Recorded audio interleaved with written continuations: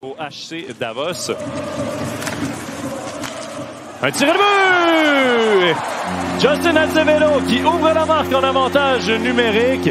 Eh bien, c'est la deuxième vague de jeu de puissance de Zurich qui aura été la plus menaçante et qui réussira à donner les devants à son équipe. Un tir précis, un tir de loin d'Azevedo. C'est son troisième de la saison.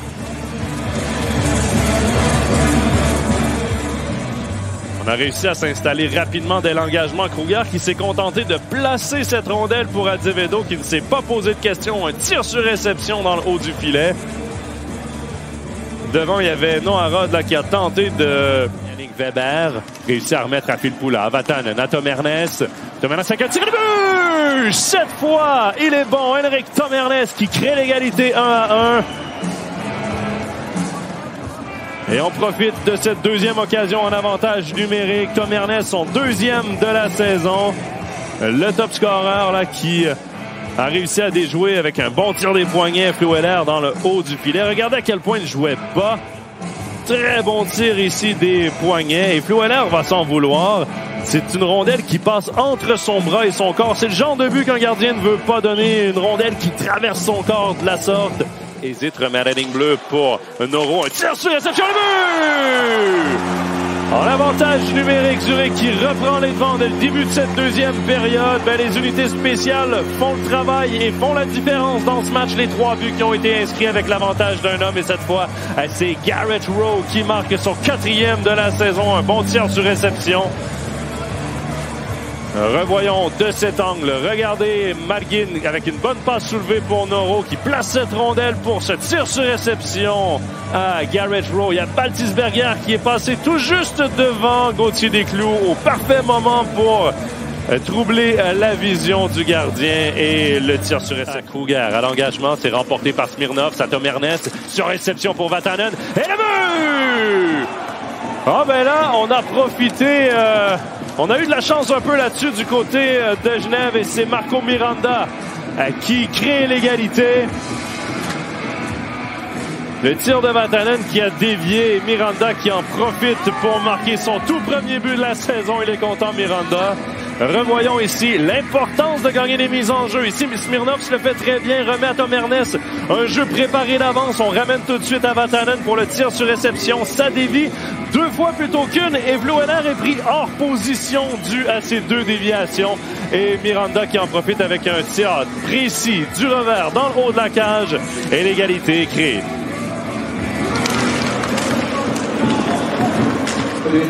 Fin de tir à Tom Ernest. Tom Ernest tire, passe le but! Daniel Winnick qui profite de cette magnifique passe d'Henrik Tom Ernest pour donner les devants à Genève Servette pour la première fois du match. Et on profite des mauvaises pénalités à Denis Malgin du côté des Aigles. Cette fois, c'est Daniel Winnick qui complète avec son 9e déjà de la saison. Revoyons ici, fin de tir de Vatanen. Et regardez cette passe, ce tir-passe là de Tom Ernest qui avait très bien vu Winnick. Il place cette rondelle pour la déviation. Winnick qui complète à merveille le jeu de son top scorer et qu'il remercie en le pointant de la sorte.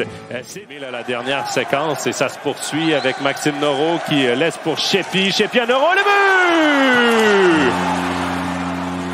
Maxime Noro qui crée l'égalité 3-3. Eh bien, Zurich qui dominait là, les 30 dernières secondes, avait bien contrôlé en territoire adverse. On réussit à créer un revirement et tout de suite réattaquer. Et là, à l'infographie, on a mis Reto Sheppy, là, mais c'est bien Maxime Noro qui a profité d'une magnifique passe de Reto Sheppy pour déjouer Gauthier Desclous. Noro qui marque son premier de la saison. On revoit ici, regardez, il se place en option de passe pour Sheppy.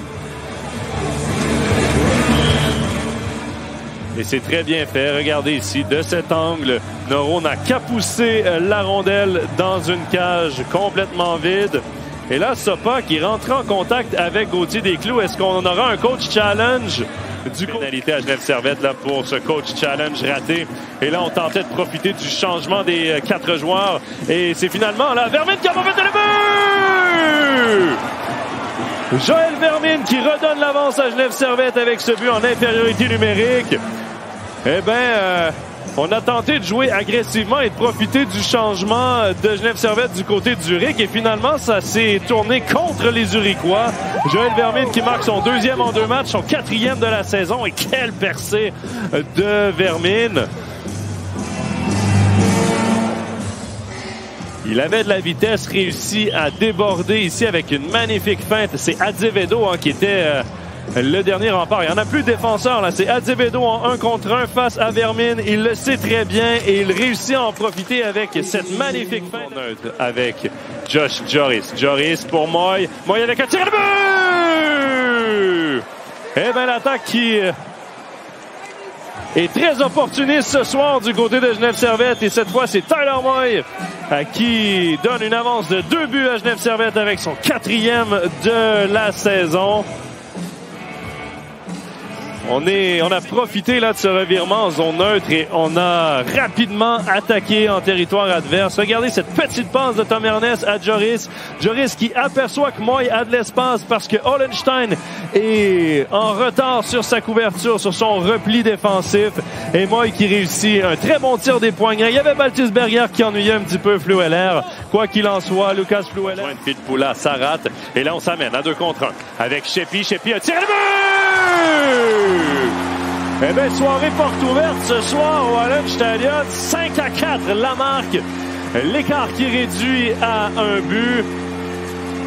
Et là, c'est le 4e trio de Zurich qui marque, alors qu'on jouait face au premier trio de Genève Servette. Sheppy, son 2e de la saison. On va revoir ici une magnifique passe. On prend Vatanen de court.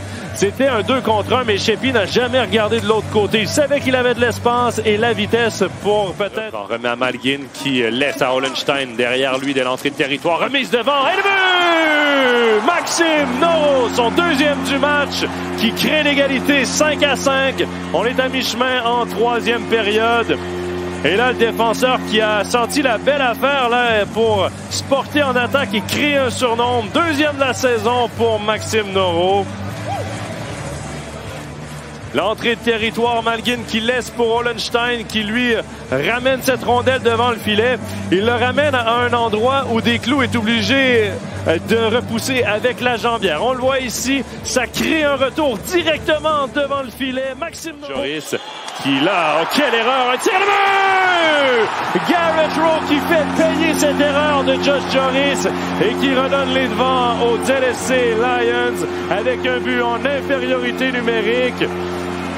Oh ben là, Josh Joris là-dessus va s'en vouloir. Tenter de remettre derrière pour relancer l'attaque avec de la vitesse et prendre de court la défense de Zurich. Mais Garrett Rowe était placé là et c'est une erreur tellement coûteuse. Regardez cette passe de Joris. Il ne regardait pas, visait Tyler Moy qui lui se dirigeait au banc et Garrett Rowe qui profite d'une chance en or. Revoyons ici un très bon tir pour battre Gauthier Desclous du côté du bloqueur. En échec de l'entrée de zone, il va même entrer en contact avec le juge de ligne. Et Zurich qui complète avec un but. Et là, Winnick n'est pas content. 7-5 la marque.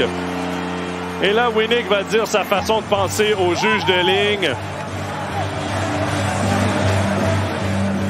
Les spectateurs qui avaient apprécié de voir le juge de ligne être frappé de la sorte. Et finalement, double raison de célébrer puisque Zurich confirme sa victoire dans un filet désert.